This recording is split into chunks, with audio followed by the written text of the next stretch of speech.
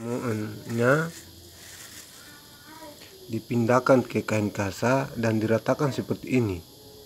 Dilihat peratannya sampai dengan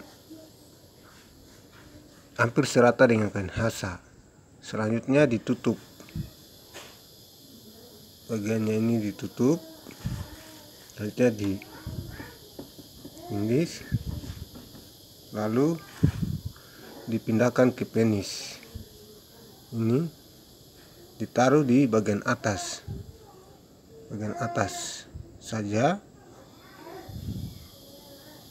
Nah, seperti ini posisinya.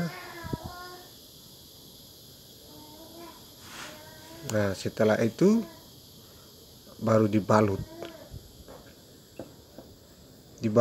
keseluruhan daripada penis itu dan diamkan selama 1 jam.